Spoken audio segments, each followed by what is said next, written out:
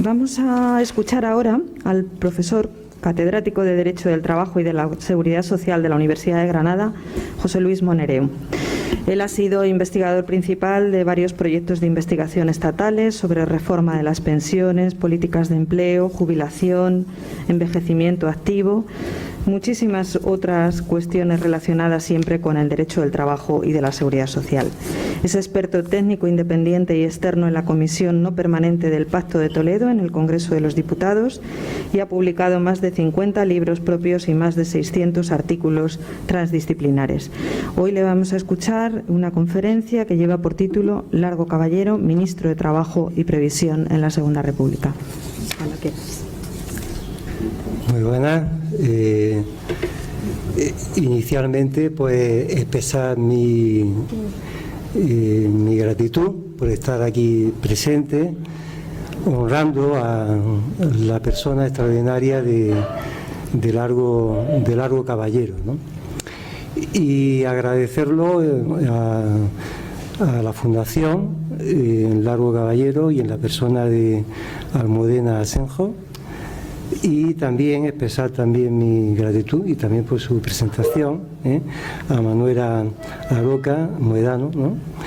Y lógicamente mi satisfacción se acrecienta con la coincidencia con prestigiosos colegas que me acompañan aquí en la mesa y también muchos otros amigos y admirados amigos y colegas, ¿no?, de distintas disciplinas, como debe de ser, ¿no?, el trabajo científico interdisciplinar, ¿no? Bueno, se ha hablado ya mucho ya de Francisco Largo Caballero. Y yo creo que se ha insistido ya sobre los orígenes humildes, ¿no?, de Francisco Largo Caballero, ¿no? Y yo quiero, sin insistir en este punto,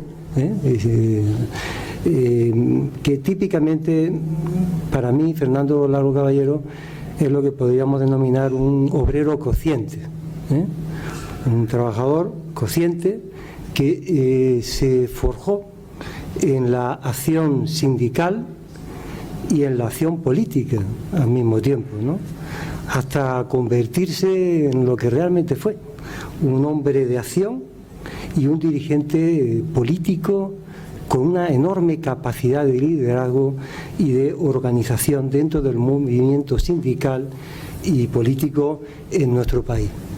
Yo añadiría otro dato también importante, no solamente se forjó en esa acción política y sindical, sino que se formó interactivamente en el marco de las instituciones a las cuales pertenecía. Quien me precedía antes ya lo ha subrayado, ¿no?, María Jesús Espune lo ha subrayado también, en su presencia desde muy joven, como representante obrero en el Instituto de Reformas Sociales, que fue permanente durante todo el tiempo de vigencia, hasta que fue suprimido por la dictadura de Primo de Rivera, ¿no?, pero luego en todas las instituciones, en el marco de la dictadura, para proteger también a los trabajadores, ¿no?, y dentro de ese posibilismo que luego hablaré de él, ¿no?, reformista, ¿no?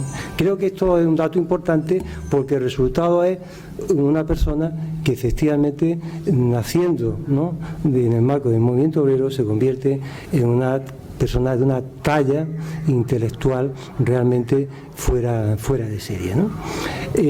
Largo Caballero creo que ha sido injustamente tratado por la historiografía de nuestro país, ¿no? Puede que sea a veces un desconocimiento, asombroso quizás, a lo mejor puede que sea deliberado, más en los tiempos presentes, quizás esto último, ¿no?, pero la realidad es que Largo Caballero ha sido una figura central, política y sindical, en la gestación del derecho del trabajo y de la seguridad social, ¿no?, y en la propia inspiración que él mismo realizó sobre el texto constitucional de nuestra Segunda República, ¿no? También es verdad que una de las causas de ese tratamiento extraordinariamente injusto con él, ¿no? Y que muchas veces pues se refleja en ocultar sus aportaciones, en descontextualizarlas, en sacar citas fuera de juego, ¿no? Supone quizá algo más grave, ¿no?, en nuestro país, ¿no? Y es que nuestra España democrática, en un sector importante, ¿no?, de la derecha política, pues no ha ajustado todavía las cuentas con su pasado no democrático, ¿no? Y esta es una realidad, ¿no? Una realidad porque Largo Caballero pertenece, sin la menor sombra de duda, a la tradición democrático-social de nuestro país, ¿no? Bueno, en general él se insertaba ya en un republicanismo que tenía por tradición diversa, simplificando, el socialismo democrático, ¿no? UGT, el Partido Socialista lo habían postulado, y que planteaba que la República Democrática podía permitir una mayor libertad y una mejora sistemática de las condiciones de trabajo y vida de las clases trabajadoras. A partir de ella se podía avanzar, sin renunciar al sistema democrático, hacia ese camino lento de reformas graduales, poco a poco, que llevarían hacia transformaciones mucho más estructurales. Ese esquema era el que lideró Largo Caballero durante toda su vida y que le llevaría directamente a defender el día 7 de abril de 1931, ¿no?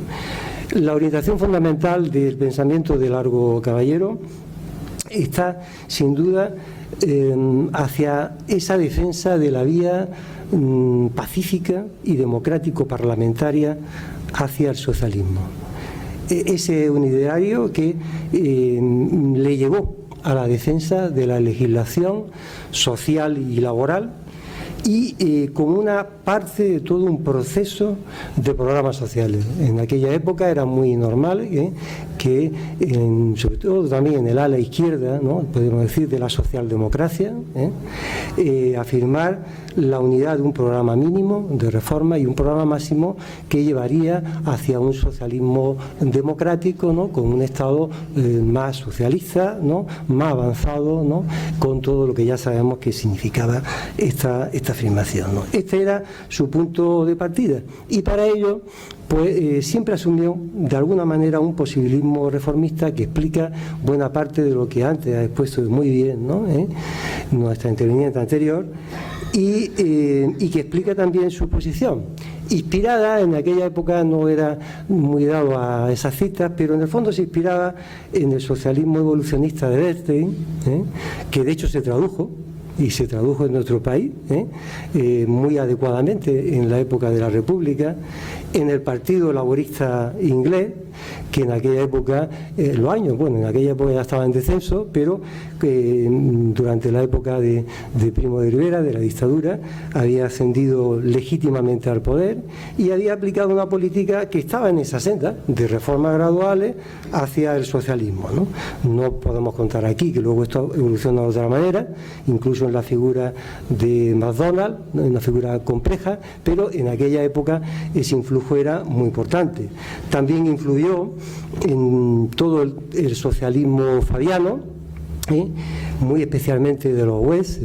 Aquí tenemos uno de los introductores, ¿no?, en este auditorio, ¿no?, de la personalidad y de la obra de West, sobre la democracia industrial, pero también la idea de la constitución social, ¿no?, de la clase trabajadora, ¿no? Todo esto era muy importante porque estaba presente en el pensamiento de él. No olvidemos también, dentro del ala izquierda, que es donde estaba Largo Caballero, de la ala izquierda de la socialdemocracia, estaba una personalidad extraordinariamente importante, que era Harold Laski, ¿no? Harold Laski también fue importante, fue muy traducido oportunamente y deliberadamente, ¿no? Fue traducido por los socialistas durante todo el periodo republicano, ¿no? Y naturalmente el ala izquierda de la socialdemocracia austriaca, Otto Bauer, ¿no? Que ya en aquella época se veía como estaba perdiendo, ¿no? El peso político. Llegaron a gobernar y con sistemas totalitarios que realmente luego se coligarían directamente con la Alemania nazi, porque realmente no hubo, como ustedes saben, una verdadera anexión, hubo un consentimiento adhesivo, ¿no? Pero no precisamente por Otto Bauer. Otto Bauer tiene una talla extraordinaria, ¿no? Extraordinaria, era uno de los mejores intelectuales de la época, más allá del sistema socialista, pero por supuesto uno de los que escribieron mejor y sobre el socialismo democrático, experimentó la transición hacia el socialismo, escribió de puño y letra, ¿no?, algunas de las normas importantes sobre la democracia también industrial, y era probablemente el mejor especialista en cuestiones nacionales. Una de sus obras fundamentales, ¿no?, aquí se hizo solo un resumen, luego ya se publicó mucho más tarde, ¿no? En este contexto, que es el contexto que se forma Lago Caballero, la estrategia política que él siguió de ese camino lento hacia las reformas democráticas que llevarían pacíficamente hacia el socialismo, se articuló una peculiar relación entre partidos y sindicatos de clase y sindicatos de izquierda, ¿no? En aquella época todavía no tendríamos ni el partido de masa, partido atrápalo todo, ¿no?, ni tampoco tendríamos los sindicatos más de masa, ¿no?, sino en partidos y sindicatos típicamente de clase. ¿Dónde estaba la singularidad de esa estrategia? Pues la singularidad es extraordinariamente moderna. Sorprende alguna crítica rara, extraña, en el repaso de algunas lecturas recientes, ¿no?, cuando estaba escribiendo en esta materia, porque lo que planteaba ni más ni menos Lago Caballero es que el sindicato es un sujeto sociopolítico, evidentemente un sujeto sociopolítico, no podía ser otra cosa, ¿no? Tenía que actuar reivindicaciones en el plano de las relaciones laborales, pero también en el plano del sistema de relaciones laborales que implicaba directamente al Estado, y el Estado tiene que ser interlocutor para reivindicar una legislación del trabajo, una legislación en materia de seguridad social. Esto en parte estaba implícito en la Constitución republicana, pero está explícito en el artículo 7 de la Constitución, donde el sindicato aparece como sujeto político, claramente. Me parece que es importante reivindicar esa modernidad. No es que convirtiera un sindicalismo de tipo general, con respeto revolucionario, ¿no?, como se había planteado por otras tendencias del marxismo quizá algo más radical, de George Sorel, por ejemplo, ¿no? No, planteaba que el sindicato tenía que ser un sujeto sociopolítico y participar en todas las actividades políticas como tal, junto con el partido político, que defendía la unidad, ¿no?, la hermandad entre sindicatos y políticos, ¿no? Bueno, esta era parte de una tradición también, como ustedes saben, ¿no?, de las internacionales, de la primera internacional, antes que incluso la segunda internacional, donde la unidad era el partido de la clase trabajadora con sindicato de partido. Bueno, esto ya nos llevaría más lejos. Bueno, de aquí llegamos al bienio republicano socialista, que no era completamente socialista, donde Lago Caballero asume el Ministerio de Trabajo y de Previsión, que después tendría denominaciones distintas, pero aplica su programa, una la legislativa y una acción social impresionante, para aquella época impresionante, y acostumbrábamos, como estábamos, a la elaboración del Instituto de Reformas Sociales de muchísimas normas, proyectos que luego no triunfaban. Unos sí, pocos, y la mayoría no. Uno de ellos, de los que triunfó y era muy importante, era justamente la Ley de Contrato de Trabajo, que estaba inspirada en los últimos proyectos del Instituto de Reformas Sociales. Desde el propio bienio republicano socialista ya hubo tensiones enormes, porque nunca se aceptó por la derecha económica y la derecha política la legitimidad de los que habían llegado al poder. En ese momento la mayoría parlamentaria estaba de manos de los socialistas y también de los republicanos, ¿no? Bueno, pero esto no impediría a que Lago Caballero encabezara un proceso de reformas sociales enorme.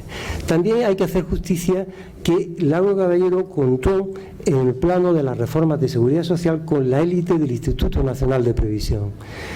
La élite era impresionante, Teníamos a figuras en ese momento, otros fallecieron, José Maluquer y Salvador, pero Inocencio Jiménez, que se comprometió enormemente, Adolfo Posada, que fue enormemente consecuente, ¿no?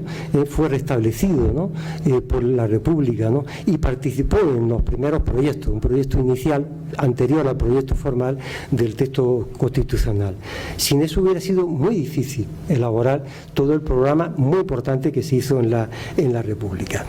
En este gobierno de coalición se trató de llevar a cabo este proceso de reformas sociales, ¿no?, buscando una legislación que hoy no suena familiar, una legislación de compromiso social y de institucionalización y juridificación de los conflictos sociales, ¿no? Eso es lo que se pretendía. Lo pretendía el Instituto de Reformas Sociales, lo pretendía el Instituto Nacional de Previsión, lo pretendía claramente desde el propio Ministerio. Incluso la figura de los jurados mixtos, que ya tenía origen, hay que decirlo, lo que pasa es que fue enriquecido, lógicamente, y adaptado en la dictadura de Primo de Rivera, ¿no?, tenía un componente importantísimo, porque tenía funciones de conciliación, de arbitraje, ¿no? Llegó a tener funciones realmente que, bueno, exigirían una ponencia específica en este tema, ¿no? Y lo que se aplicó era la propia lógica de la acción colectiva y la acción sindical institucional que se había aplicado en la República de Weimar y más próximamente en la República vienesa, ¿no?, austriaca, ¿no?, con la cabeza visible de Otto Bauer, pero también de Karl Rahner, ¿no?, en esta dirección. Programas muy parecidos que partían de que una reforma social y laboral tenía que enmarcarse en una transformación del Estado. Esto es muy importante, y esto estaba muy presente. Es decir, no, el derecho del trabajo y de la seguridad social que nace de la República es un derecho que parte de una nueva forma de Estado, el Estado social y democrático de derecho. Fórmula que se consagró expresamente en la República de Weimar y la República también de austriaca, la Constitución austriaca, ¿no?, que por cierto uno de los gestores fue Kelsen, socialdemócrata, más de tipo liberal, ¿no? No era la izquierda, pero fue uno también de los inspiradores. Esta idea creo que es fundamental porque esto explica cómo Largo Caballero, que había entendido perfectamente, tenía muchísima intuición, cómo inmediatamente en ese sentido de Estado no solamente reformó la legislación laboral. Ahora luego contaremos algún ejemplo, aunque me va a facilitar otras intervenciones que se han realizado al principio, que han hablado, Joaquín ha hablado también algo en este sentido, pero ha cometido una reforma de la administración laboral. Cometió una reforma impresionante de la administración de justicia, una reforma impresionante de la instrucción, que era fundamental desde el punto de vista, ¿no?, poniendo en cabeza de ellos a los más eminentes juristas que había en esa época. Teníamos a Fernando Caballero, a Jiménez de Osúa, todos pasaron por ahí, ¿no?, en uno o de otro, ¿no?, y también al lado suyo a Luis Araquizain, ¿no?, que era director general también de trabajo y muy vinculado a la Organización Internacional del Trabajo. ¿Qué sucedió aquí? Que desde la primera fase teníamos una coyuntura muy compleja. Descontextualizar esto sería un gravísimo error desde el punto de vista histórico para comprender el alcance de la reforma y también algunos resultados frustrados, ¿no? La crisis económica del 29 fue fundamental. No tuvimos suerte, tampoco la tuvimos, aunque nos salió mejor en el año 78, donde teníamos la crisis del año 73. Todos estábamos preocupados con esta problemática, ¿no? Pero eso nos planteaba límites presupuestarios para un plan muy ambicioso de transformación global, ¿no?, que además es la única forma de transformar la política social, ¿no? La política social, que política abarcaba, lógicamente, su proyección ¿en qué? En el derecho del trabajo, en la seguridad social, en aquella época previsión social, seguros sociales evolucionados, pero era política de vivienda. Y la gran cuestión central, no nos engañamos, era la reforma agraria. La reforma agraria sí que era una cuestión pendiente. Pues esta historia ya pasó otra de que si hubo revolución industrial, no, pero lo que no hubo fue una verdadera reforma agraria. Y esto es lo que se pretendía. La reforma agraria implicaba reformas importantes de la estructura de la propiedad, donde se había legislado ahí preceptos, en ánimo de brevedad, que claramente estaban situados y colocados en la Constitución precisamente para poder permitir esa intervención, ¿no?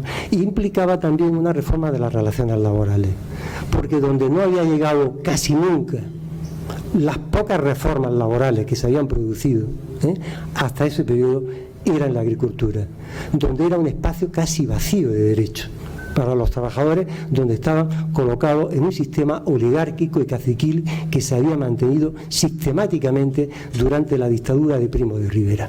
Eso no se pudo evitar con políticas de reformistas, porque dependían directamente de la política del gobierno, ¿no? Y esto fue muy difícil de realizar.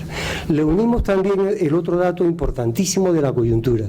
Cuando llega a nuestra república, llega después de que fue derrotada por sistemas autoritarios la República de Weimar, que lo fue en los años 20. Se había instaurado ya una gran cantidad de regímenes totalitarios. Se había derrocado la conquista, prácticamente abrogado la constitución digamos, de Austria, ¿no? De la República Austriática, ¿no? Esa República de Viena, ¿no? de Bauer, prácticamente, ¿no? Y Bauer ya estaba en la defensiva, ¿no? Planteando ya una lucha contra los sistemas fascistas que estaban gobernando casi, y cuando no estaban los sistemas, digamos, colaboracionistas. Esto que se comentaba aquí, porque conviene hacer justicia también a las cosas, cuando fue deportado Largo Caballero y estaba exiliado en ese periodo, desde el año 37, no voy a entrar en vicisitudes, lo que tenemos es un gobierno colaboracionista de la época de Vichy, con el mariscal Pétain, que había colaborado con los nazis y que permitió que después pasaría también y seguirían con los exiliados españoles, pero permitió que fuera arrestado por la Gestapo directamente allí. No fue nunca protegido a pesar del estatus diplomático que tenía, y pasó al campo de concentración. Sobrevivió 3 años más, porque a duras penas salió de ahí, y 3 años más que le dio para seguir trabajando y estando vinculado con la OIT. Pero ese era el contexto. Para ese contexto, y haber conseguido lo que consiguió la República Española y Largo Caballero, es extraordinariamente meritorio, porque todo era adverso. La República no fue ayudada por estos países. Algunos que quedaban eran por miedo, otros porque estaban colaborando y otros porque eran dictaduras ya, ¿no? Esta era la realidad. Bueno, se aprueba la Constitución de la Segunda República, que establece un programa de construcción típicamente del derecho y de la previsión social, en la línea típicamente de Weimar y en la Constitución también austriaca, ¿no? Hay los artículos, sin citar mucho, 33, de libertad de ejercicio profesional, del derecho de sindicación 41, la primera vez que se reconocía la libertad sindical, pero también de asociación de los empleadores, ¿no? Como un estatuto independiente del derecho de asociación, que ya estaba en la ley de asociaciones del año 76, pero no con esa especificidad y apoyo.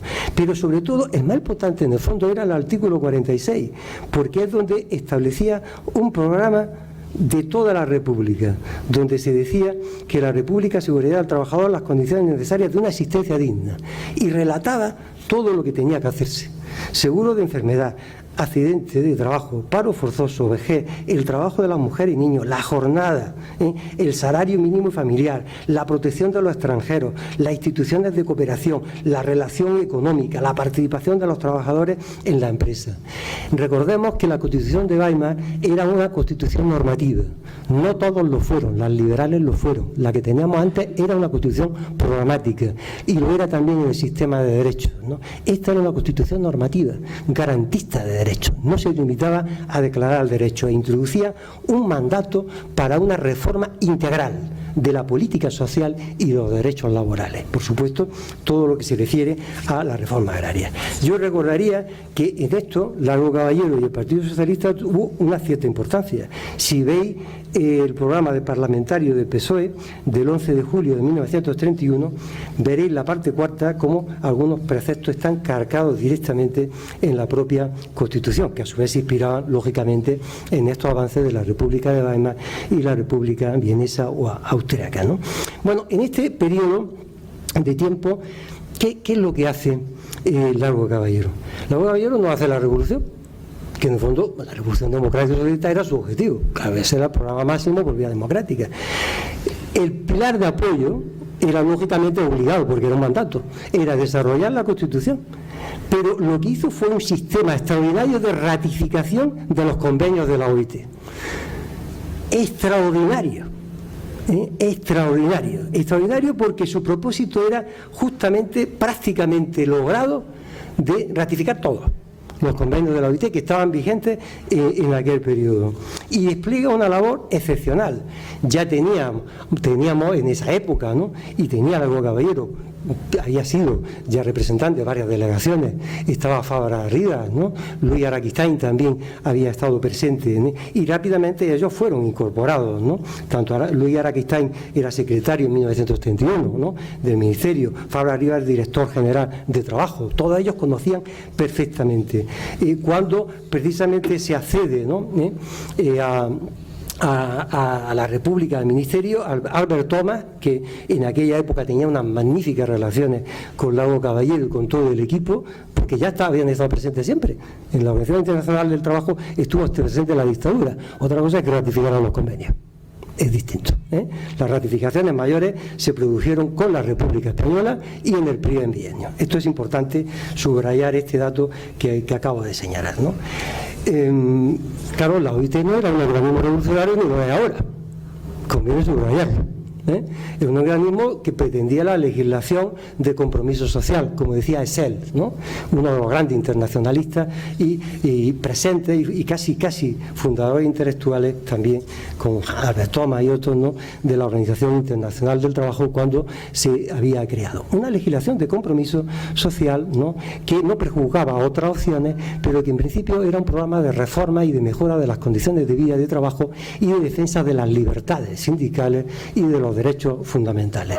En aquella época no solamente se incluyó a Fabra Rivas y a Luis Araquistain, que ya estaban presentes, es que además estuvieron delegados gubernamentales prestigiosos en todas las conferencias internacionales de ese periodo, del año 31 al 38, simplemente con señalarle algunas de ellas.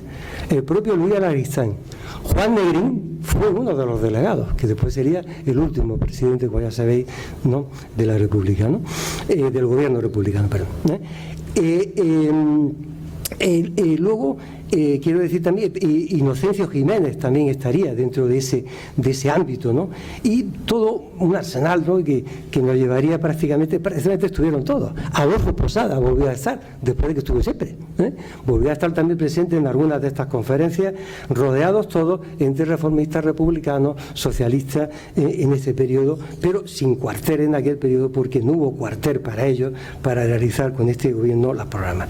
Bueno, se debe destacar este dato en la construcción de un derecho del trabajo desde esta idea. Y también se debe destacar cómo el artículo 75 de la Constitución Republicana, en una enmienda del Partido Socialista que ya estaba en el programa que acabé de citar, introduce en el artículo 75 algo que no está hoy, aunque se entiende que está, porque lo está por el sistema de los tratados del artículo 96, pero dice que los proyectos de convenio de la Organización Internacional del Trabajo serán sometidos a las Cortes en el plazo de un año y en caso de circunstancias excepcionales de 18 meses, a partir de la clausura de la conferencia en que han sido aprobados.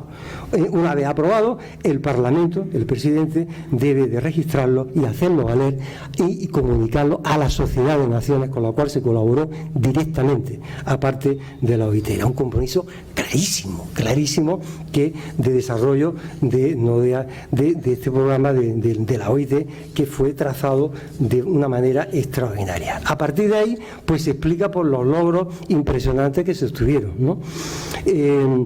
En este bienio maravilloso de 2 años y medio, porque fue un poquito más del bienio, algo parece increíble, ¿no? En aquella época, ¿no? Y con las dificultades que había, porque tuvieron que aprobarse también las Cortes, las leyes, por eso el periodo, digamos, provisional, de gobierno provisional, eran por decretos ministeriales, pero que luego también se ratificaron. La ley de jornada máxima, que se tomó en serio por primera vez de verdad, porque la jornada máxima ya estaba prevista, era el gran primer convenio de la OIT. La ley de contrato de trabajo, una norma tan extraordinaria, basada en los mejores y mejorada los mejores proyectos que nunca se hicieron caso de ellos, ¿no? A cargo del Instituto de Reformas Sociales, y luego hasta copió el régimen franquista, claro, depurándole de todos los elementos sindicales. La figura del sindicato, convenio colectivo, participación democrática en la empresa, obviamente fue depurada. Eso no fue la misma, fue un texto refundido de 44, pero copió, era técnicamente perfecta. técnicamente perfecta, inspirada muy especialmente en este caso por la dogmática alemana, ¿no?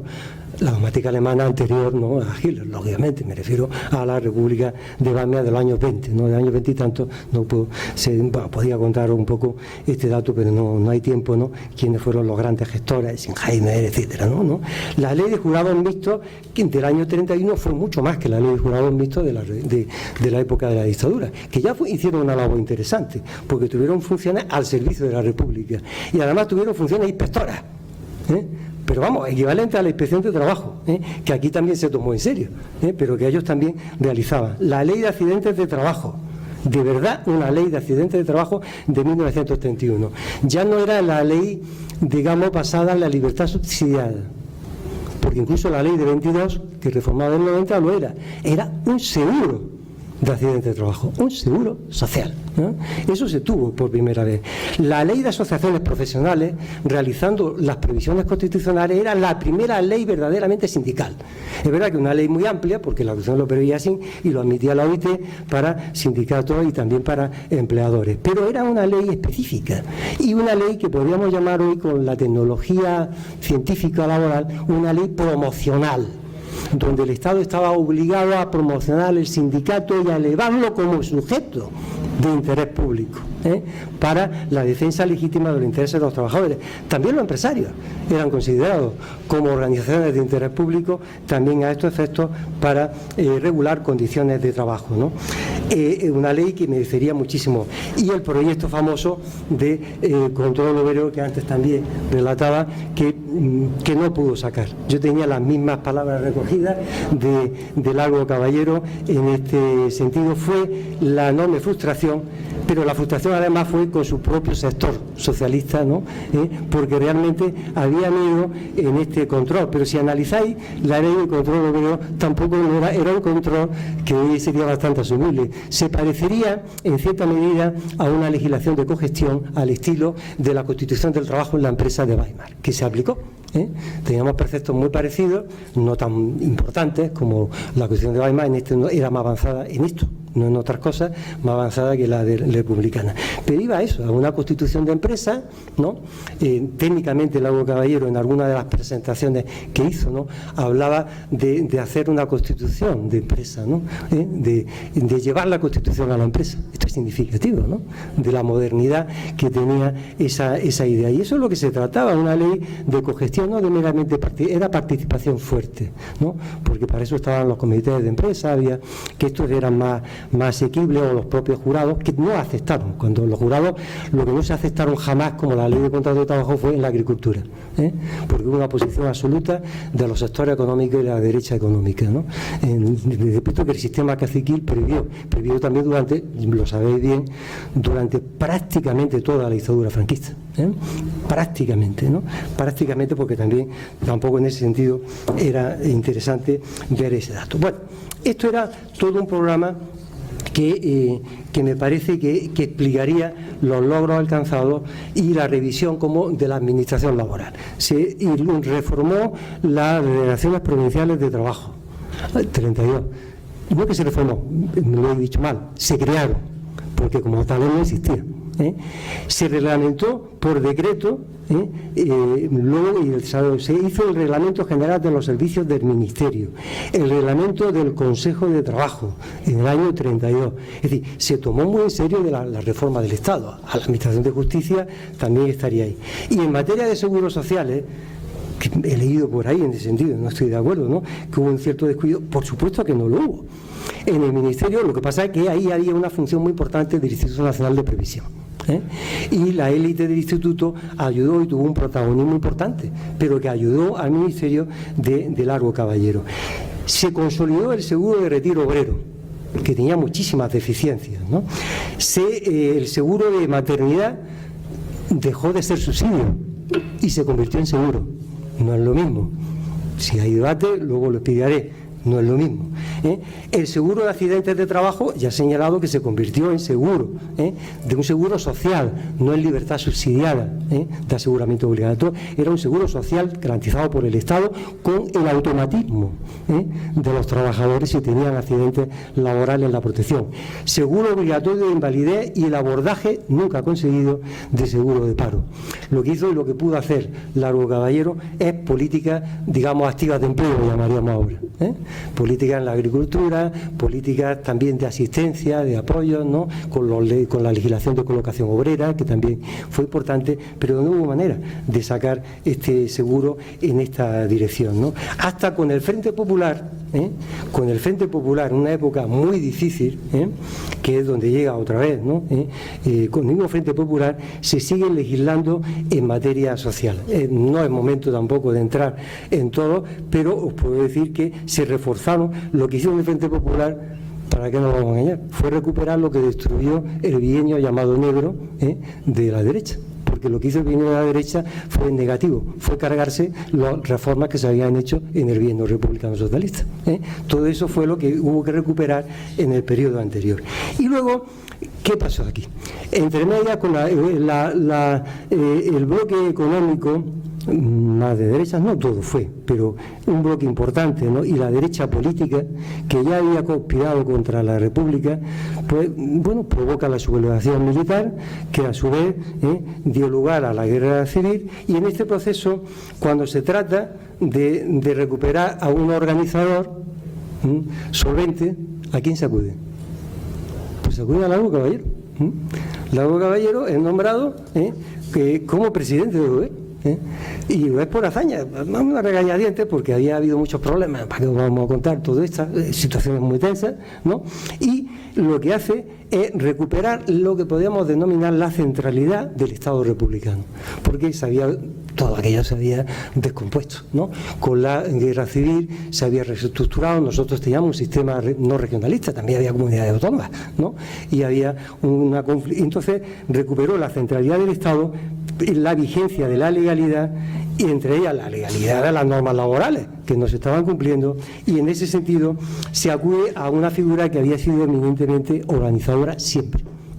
Cuando entró en UGT la reformó con una estructura que duró prácticamente hasta muy avanzado la democracia, prácticamente en su estructura orgánica, y el Estado también desde dentro recuperó la legalidad, y no solamente la legalidad, sino que todavía siguió,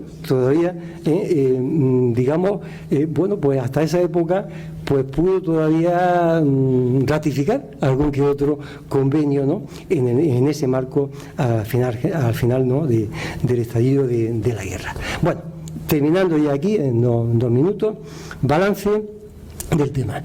Después de lo que he planteado, un trazo muy grueso de lo que se ha planteado también por todos los intervinientes anteriores, y seguro lo que va a plantear mi querido amigo, compañero, ¿no? Ahora, ¿no? Siguiente, el diagnóstico del ayer es extraordinariamente en su conjunto positivo, ¿no? Fue un defensor, Largo Caballero, un defensor del Estado social y democrático de derecho. Fue parte de los que lo inventaron en nuestro país. Fue parte de los que estuvieron en la gestación de la República, y lo más importante, los juristas solemos decir que los derechos valen lo que valen su garantía, aunque la Constitución era normativa, lo que importaba era desarrollarla, los que la desarrolló. De manera que el proyecto de Largo Caballero fue crear un sistema bastante elaborado de relaciones laborales, un sistema que, como todos los sistemas, son tripartitos, donde incluían los poderes públicos, sindicatos y organizaciones empresariales, ¿no?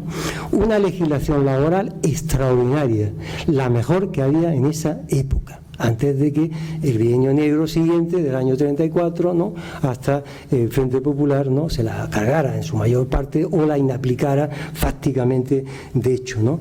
Y su plan fue claramente en la línea de una constitución democrático-social hecha valer en el ámbito laboral, y no pudo prefigurar completamente lo que podríamos llamar la constitución del trabajo en la empresa, pero sí garantizó la libertad sindical, y algo muy moderno para aquí, para el Centro de Estudios Constitucionales. La concertación social la siguió él, la inventó el Instituto de Reformas Sociales, el Instituto Nacional se lo cargó la dictadura de Primo de Rivera. Un instituto que no tenía parangón. Había otro instituto, pero no eran iguales. Todos lo sabemos. Santiago, uno de los grandes investigadores también, y como también los que estamos en esta mesa, hay otro eminente aquí, y sabemos que era algo muy singular.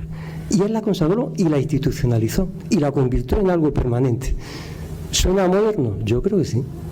Le debemos mucho, por supuesto. Si comparamos la Constitución española que recupera la democracia en el 78 con la republicana, me parece que hay muchos parecidos, ¿no?